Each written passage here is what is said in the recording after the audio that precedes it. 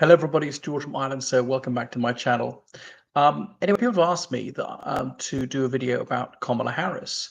Some people think she's the front runner. I don't quite buy it myself, but she's got a very serious chance. I'm giving a 45% chance. I might revise that upwards or downwards in the next 10 weeks.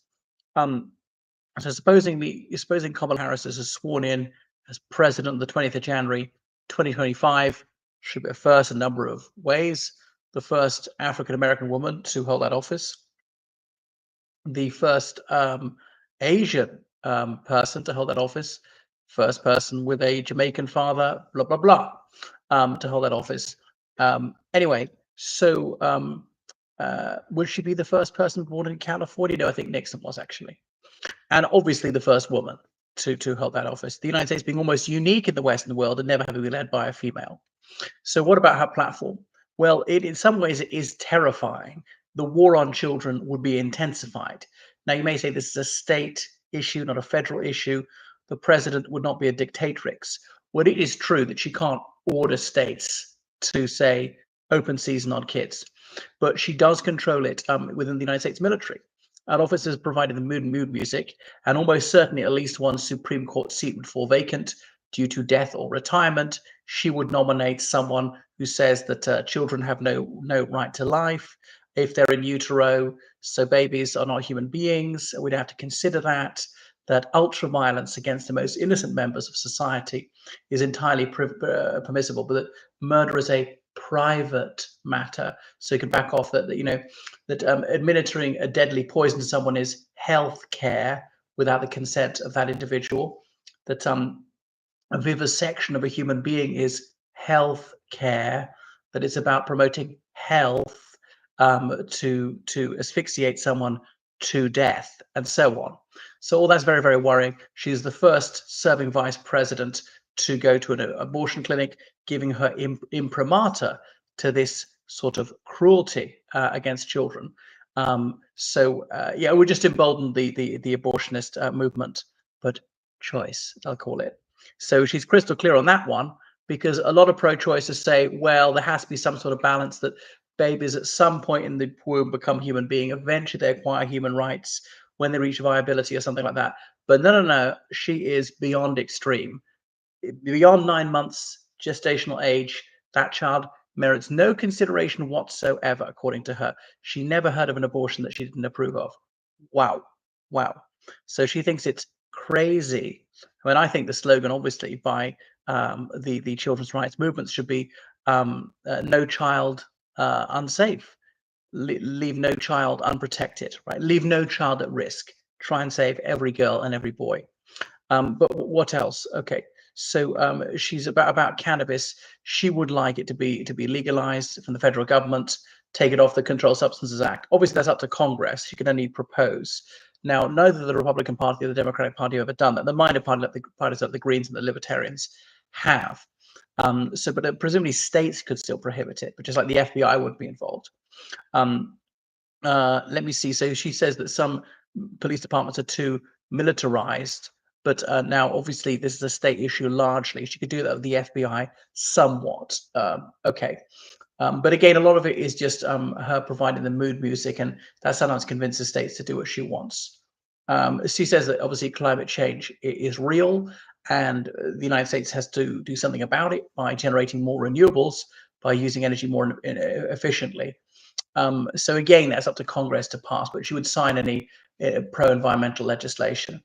And she was behind the Inflation Reduction Act, so she presumably want to go some way towards balanced books. She's never going to get that. I mean, obviously the Biden-Harris administration has been fairly successful on the economy, and I think this is a communications disaster.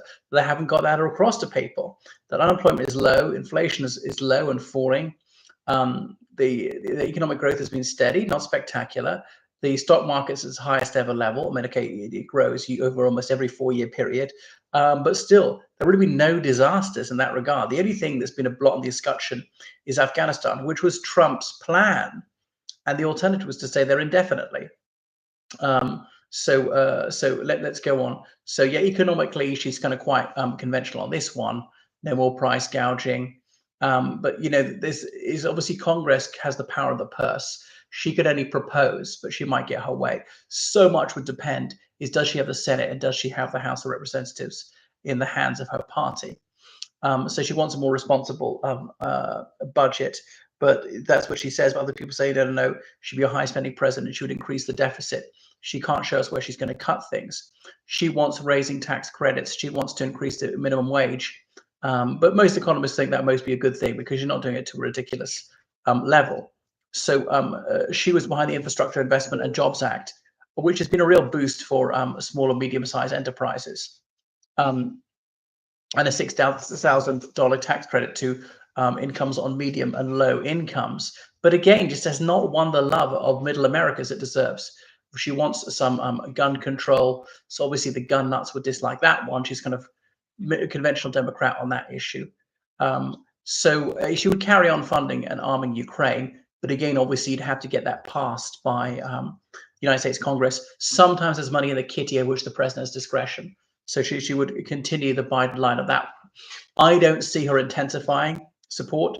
One of the things that's in the presidential gift is to authorize the use of certain weapon systems that Ukraine's not allowed to use presently, or not allowed to use in Russian sovereign territory, only in Ukrainian territory, which is under illegal Russian occupation.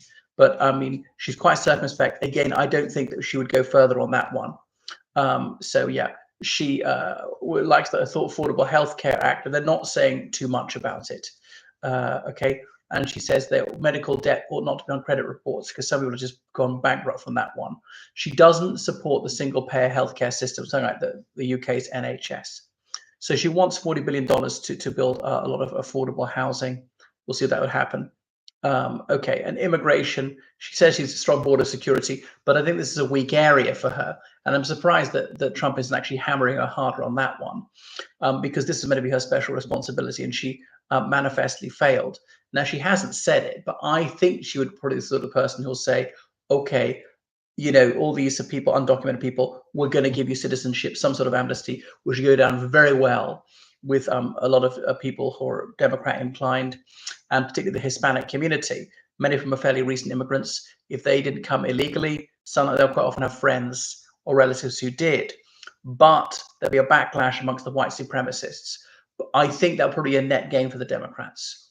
Okay, so what else? So, I mean, the gay issue is just not there anymore, really, because, there's same-sex marriage in all 50 states. So far as I know, the Republicans are not talking about rescinding that. Anything else about that? Yeah, so continue the sort of ideally containment of China, fairly cordial relationship with India. Yes, she is half Indian, which would play quite well with them. She's obviously an outspoken opponent of human rights for Palestinians. She's been a really tireless advocate for atrocities against Palestinians. So in that sense, she's a war criminal, and she's responsible, just like Joe Biden, for supplying weapons, knowing they'll be used to target civilians on a massive scale. So sadly, she's viciously racist, anti-Palestinian, and yet some Arab Americans will still vote for her. Okay. Now, she's maybe not been quite as vicious as some of the Republicans, saying, well, there has to be some limitations. Oh, just occasional a massacre might be slightly too large scale for her. There's all mealy-mouthed. So, whether children, whether they're Palestinian or any race or ethnicity or religion, they're in danger from her in the womb. She claims to be an advocate of the Jewish community, but not, of course, if these Jewish children happen to be in utero at the time. So she says she's not a protectionist, wants free trade, but didn't actually like the NAFTA proposal. So that's her. I mean, I think obviously the continuity candidate, so don't expect very much. Other things, she might issue an apology for slavery, set up some sort of commission of some congressmen, congresswomen, some academics, judges, whatever, to come up with some sort of text. Do that in Virginia, where the first African Americans were brought ashore in servitude. We shall see. Okay, thank you so much for watching my channel. Make sure you subscribe on Patreon, donate on PayPal. So it's georgecallahan79@gmail.com. Good night.